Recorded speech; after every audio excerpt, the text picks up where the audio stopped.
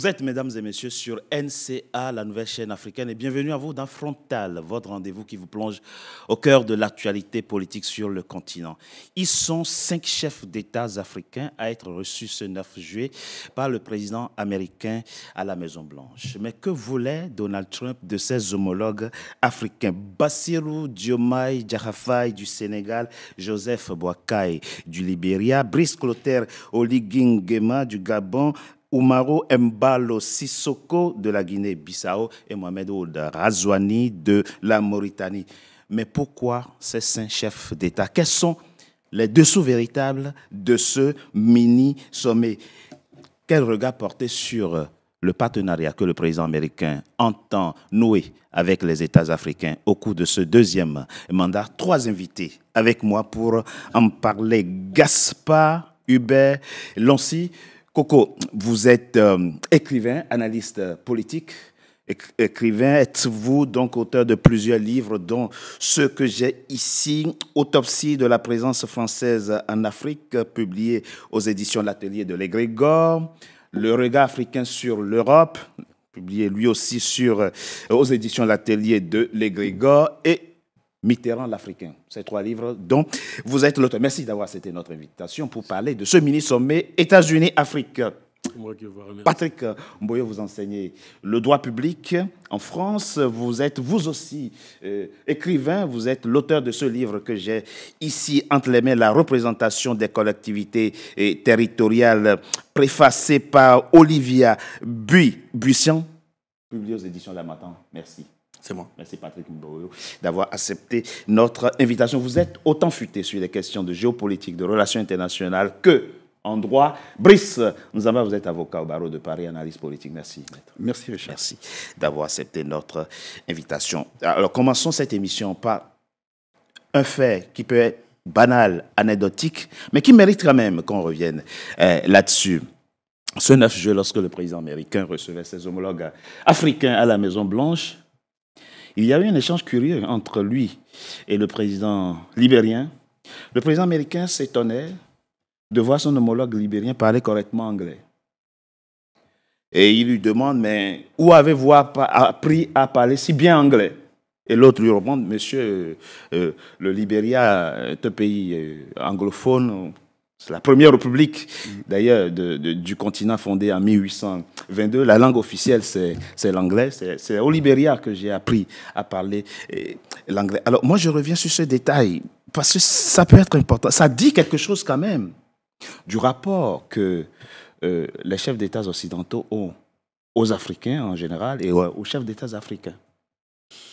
Qu'est-ce que ça vous inspire, un tel échange? Bon, alors, moi, ce que je peux dire sur cet échange, à première vue, on peut immédiatement penser que le président américain a certainement une ignorance de ce qu'est le Libéria, du fait que c'est un pays qui a été fondé, comme on le sait, par des anciens esclaves affranchis, affranchis qui sont arrivés en Afrique et qui ont donc créé cette république. Et donc, puisque c'est des esclaves africains provenant des États-Unis, nécessairement, ils parlaient anglais. Oui. Ils parlaient anglais. Et donc, le Libéria est un pays, comme vous l'avez évoqué, dont la langue officielle est l'anglais. Donc, c'est tout à fait naturel que le président libérien puisse parler anglais. Bon. Maintenant, Trump, il a précisé, en fait, la qualité de son anglais. Oui. C'est surtout ça. C'est-à-dire, ce qu'il faut voir, c'est qu'on peut provenir d'un pays qui parle anglais. Mais il n'est pas toujours nécessaire que vous puissiez bien parler la langue. Voilà, c'est-à-dire qu'il peut arriver que, je prends un exemple, vous allez prendre le président Senghor, qui était sénégalais, qui parlait français. Si vous le prenez, que vous le comparez avec le français, par exemple, que parle le président nigérien actuellement, les deux parlent français. Mais le président du Niger, voilà, vous voulez dire? Du Niger, oui. Les deux parlent français. Oui. Mais peut-être qu'au niveau de la qualité, oui, on pourrait tenter de dire que Senghor parle un français un peu plus élaboré. Mais personne ne demandera à Donald Trump comment se fait qu'il parle si bien anglais. Non, mais en fait... Ni au Premier ministre britannique. Oui, mais en fait, moi, ce que je veux mettre en avant, c'est qu'immédiatement, on peut penser que c'est condescendant. Oui. Immédiatement. Mais il peut arriver, puisque Trump a aussi précisé que par rapport à l'anglais que d'autres Américains parlent, l'anglais du président libérien était plus raffiné. Vous prenez ça pour un compliment. C'est un compliment. C'est un compliment. Oui. Bon, En tout cas, c'est relevé pas beaucoup comme n'étant pas un compliment. Il peut le penser, il peut le dire dans le cercle resté et en off, mais dit comme ça, où avez-vous appris l'anglais, ça fait un peu bizarre. Mais avançons. Patrick Mboyo, pourquoi ces 5 États? Qu'est-ce qui, selon vous, a motivé le choix de ces 5 États? J'ai cherché à comprendre un peu, à part le fait qu'ils sont des chefs d'État de pays côtiers, qu'ils ont tous une façade maritime, on ne sait pas sur quelle base le président a pu sélectionner ces 5 chefs d'État africains. La base peut interroger, d'autant plus que la sélection s'est faite de manière assez éparse. Les pays, parmi les 5 pays, il y en a 3 qui sont francophones, oui. si on intègre la Mauritanie bien entendu, et 2 qui sont anglophones. À part le fait, bien entendu, comme vous l'avez souligné, que les 3 pays sont des pays côtiers les 5 oui. sont des pays côtiers de l'Atlantique Nord, situés dans l'hémisphère nord, c'est-à-dire au-dessus de l'équateur. Je ne vois pas vraiment sur le plan géographique ni sur le plan économique ce qui peut expliquer cela. Oui. Mais sur le plan géostratégique, il y a des explications qui peuvent quand même arriver derrière. Je constate que les 5 États sont dirigés par des présidents qui sont arrivés au pouvoir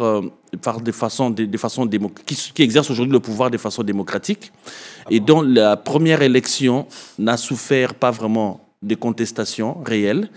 À part Brice Clotaire Oligui qui est arrivé par un coup d'État, mais je précise bien l'exercice du pouvoir actuel. Moi, son exercice du pouvoir actuel. Un peu diplomatique, mais c'est très flatteur pour Embalo Sissoko. Oui, ce que vous dites. Oui, Embalo Sissoko est arrivé dans des conditions assez troubles, je dirais, mais son exercice actuel, je précise bien, du pouvoir. C'est fait plutôt de façon démocratique, à part son autoritarisme par la dissolution de certaines institutions certaines institutions constitutionnellement établies dans le pays, mais cela ne lui a pas été reproché par son mandat est arrivé à terme. Hein. Exactement. S'il y aura élection ou pas, mais je pense que la justice de son pays, sur la justice constitutionnelle de son pays, ne lui a pas reproché cela jusqu'à présent.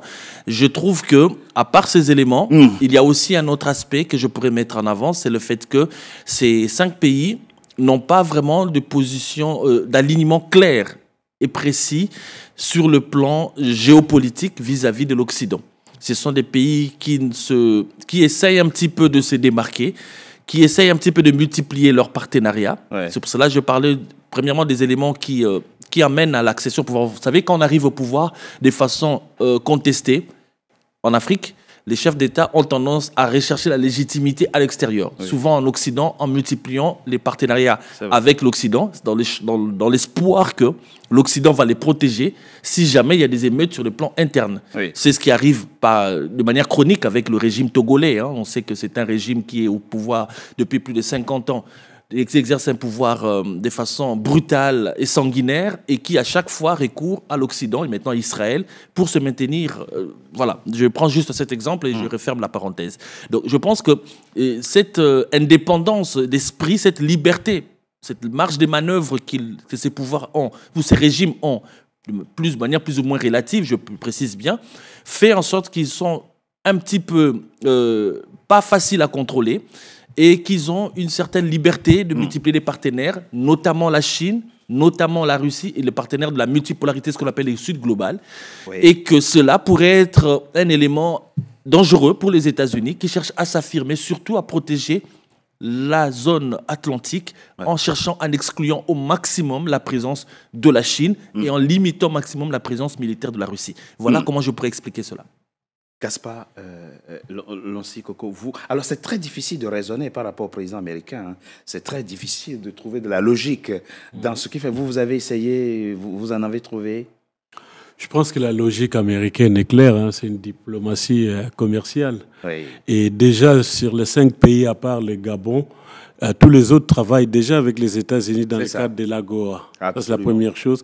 Et deuxième chose, il vient d'être dit tout à l'heure que la présence de la Chine est très présente économiquement dans tous ces 5 pays. Or, en ce moment, on est en train de vivre une guerre commerciale en vue de l'hégémonie mondiale entre les États-Unis, l'Union européenne, la Chine et derrière la Russie. Donc le combat n'est tout simplement économique, et aussi l'aspect côtier fera que demain les Américains évacueront directement les produits africains par l'océan Atlantique vers les États-Unis, et on a vu plus tard le couloir déjà des Lobito, hein, les corridors des Lobito. Donc c'est plus l'aspect économique, oui. Mais ce qu'il faut dans tout ça, moi mon inquiétude, on viendra par là, oui. C'est que il ne faut pas que les pays africains bradent leur souveraineté économique comme on a bradé notre souveraineté politique. On a vu les conséquences. Tout le problème réside là. Notre souveraineté, vous parlez de quel pays? Non, je parle de tous les pays africains. Il ne faut pas que nous bradions la souveraineté économique. Oui. Si déjà politiquement nous n'existons pas et que nous bradions ce qui peut faire du continent africain, c'est intéressant, et quelque chose d'avenir. Oui. Si nous bradions ce qui nous reste, parce que tout le monde, normalement, en principe, le 21e siècle est africain. Et il n'y a que les Africains eux-mêmes qui l'ignorent. Et ce 21e siècle sera africain par rapport à nos richesses, par rapport aux minerais stratégiques, qu'il faut que les puissances de demain veulent mettre la main dessus pour rester de plus en plus puissants et nous de plus en plus faibles. Donc, c'est qui est en train de se jouer. Les Occidentaux, les Chinois veulent maintenir le statu quo ante, et c'est à nous d'éviter tout ça. C'est à nous d'éviter et tout ça. Brice Nzan, peut-on résister à Donald Trump, rouleau compresseur américain?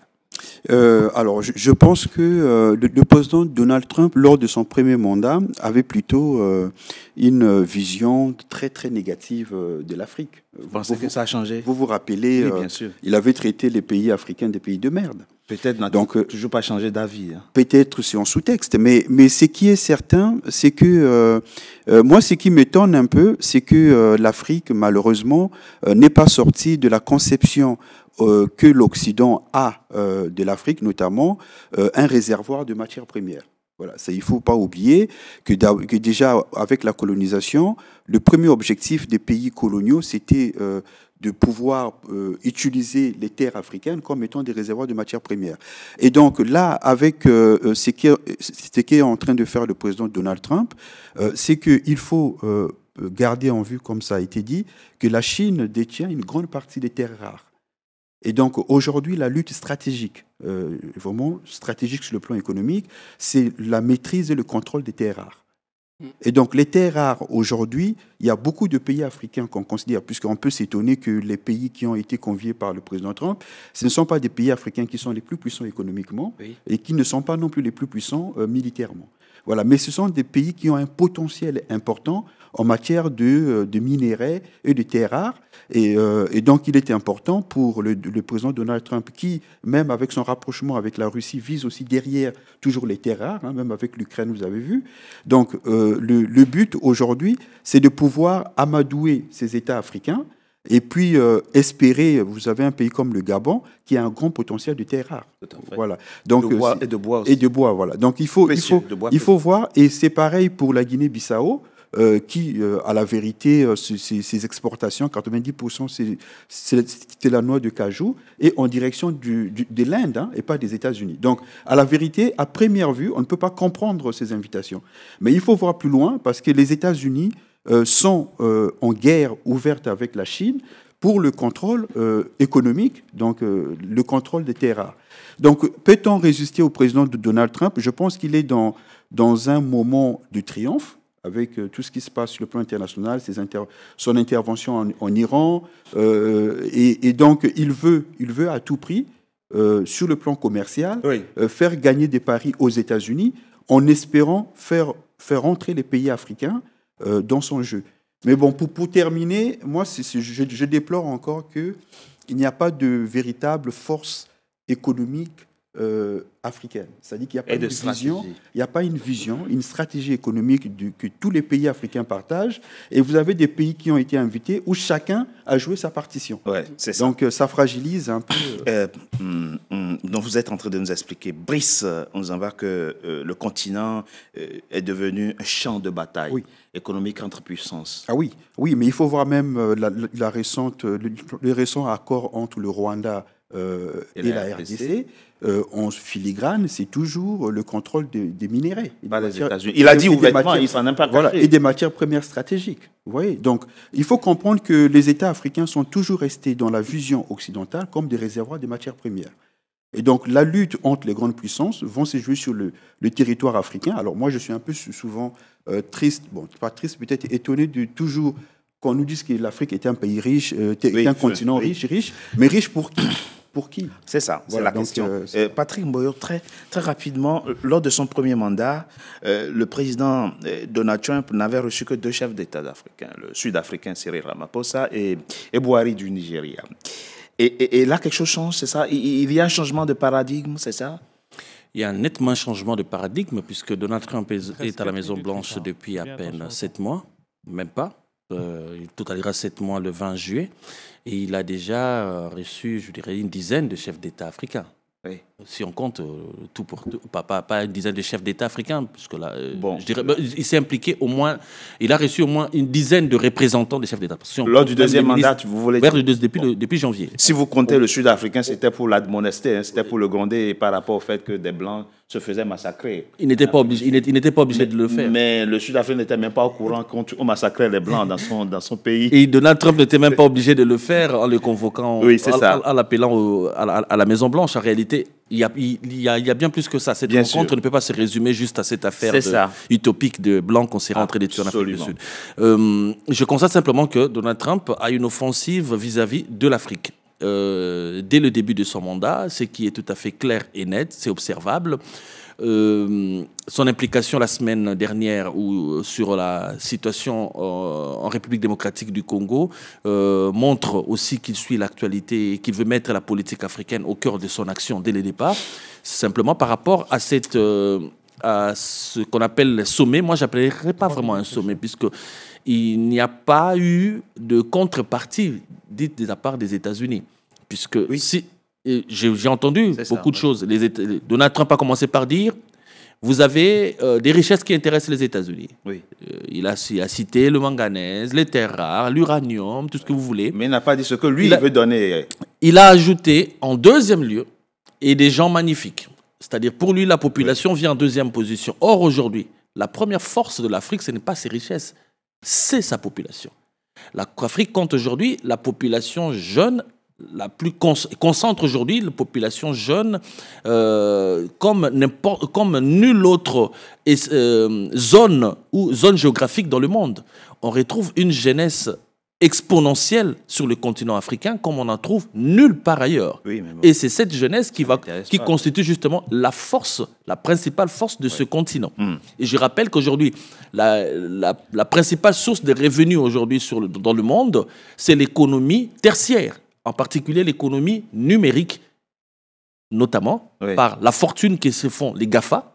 Vous voyez, aujourd'hui, quand on ne contrôle pas le numérique, on est nulle part. On est d'accord. L'homme le plus riche du monde aujourd'hui, Elon Musk, a construit sa fortune, pas seulement en vendant des véhicules, mais en vendant des véhicules dans lesquels il met une valeur ajoutée, c'est-à-dire l'électrique, qu'on travaille par l'économie tertiaire qui développe ses batteries, par la réflexion des startups, mais aussi en présentant des innovations sur le plan de la recherche spatiale. Donc l'économie tertiaire aujourd'hui est devenue la principale source de revenus qui concentre les plus grandes richesses, et les jeunes Africains sont plus portés dans ce domaine-là. Donc c'est-à-dire la richesse à venir dans le monde a tout à fait trouve un petit peu son terreau dans la population africaine. Sauf qu'on ne donne pas encore les moyens, on ne mobilise pas encore. Exactement. Alors qu'ailleurs, pour tout terminer ma réflexion, on est encore dans la force de l'économie primaire, voire l'économie secondaire, alors que l'Afrique aujourd'hui, ou les jeunes Africains dans les différents pays, en tout cas ceux qui investissent, maîtrisent de plus en plus ces nouvelles technologies, apportent de plus en plus de la valeur ajoutée dans leur travail, et ce qui constitue une force que Donald Trump n'a pas encore saisi et que les représentants de ces pays auraient dû présenter dans le cadre des échanges. Alors, ce que a dit Brice Nzamba, qui est à la fois vrai et angoissant, c'est que nous sommes devenus un champ de bataille économique entre puissances économiques, notamment la Chine et les États-Unis. Quand on sait le fonctionnement du président américain qui écrase tout le monde, même les Européens ne lui résistent pas, nous, on n'a aucune chance de s'en sortir. Il a raison, M. Nzamba, dans la mesure où quand deux éléphants se battent, c'est l'herbe qui pâtit. Et on a affaire à une diplomatie asymétrique, dans la mesure où, déjà, nous, dans nos pays, les États n'existent pas. Et on a en face un libéralisme killer qui est en train d'arriver. Il faudrait voir qu'avec l'arrivée de Trump, il n'y a plus la structure, la USAID. Ouais. C'est-à-dire, c'est une structure qui donnait de l'aide, fournissait de l'aide aux États africains. Or, quelles sont les structures qui vont remplacer cette association? Ce sont des entreprises américaines. Et ces entreprises américaines vont œuvrer dans des pays où il n'y a pas du tout vraiment d'État. Vous avez vu d'ailleurs ce qui se passe avec la RDC. Ce n'est pas que les États-Unis veulent la paix. Les États-Unis, ce sont eux qui sont à l'origine de la déstabilisation avec l'administration Clinton de la RDC. Mais ils sont arrivés à un point, ils se disent que nous n'avons plus besoin du Rwanda. Nous allons maintenant nous servir nous-mêmes à minerais en terre rare en République démocratique du Congo. Voilà ce qui est en train. C'est un aspect qu'on pourra aborder. On va marquer une coup de pause. Mais je dois corriger quand même quelque chose. Dans ce que vous dites, en Afrique, les États n'existent pas. Non, on ne va pas dire ça comme ça. Si vous voulez, notre chaîne et les émissions que nous faisons, c'est de ne pas dire que que tout est négatif. Il y a des États sur le continent, ils fonctionnent à des degrés divers. Il y en a qui dysfonctionnent, on ne peut pas le nier. Mais il y en a. Nous, francophones, ne voyons pas souvent que des États anglophones fonctionnent beaucoup. La Tanzanie, le Botswana, le Malawi, le Kenya. Il y a des. Mais oui, donc on peut pas dire ça comme ça que les États. Mais on en parle après. Il y a aussi, si on veut aller plus loin, les changements, l'évolution des mentalités. Dans des, on en parle. On marque une pause. Qui ne sont pas étatiques. On n'a pas dans la deuxième. Ce sont des pays francophones qui sont concernés, à part la Guinée, dans ce qui se passe là. On marque une courte pause, on se retrouve dans quelques instants pour la suite de notre émission. Tout de suite.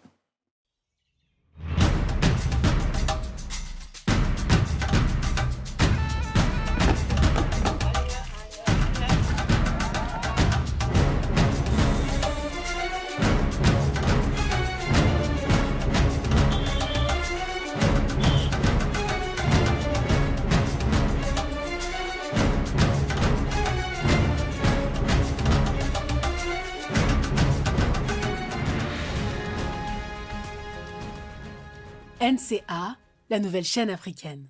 NCA, the New African Channel.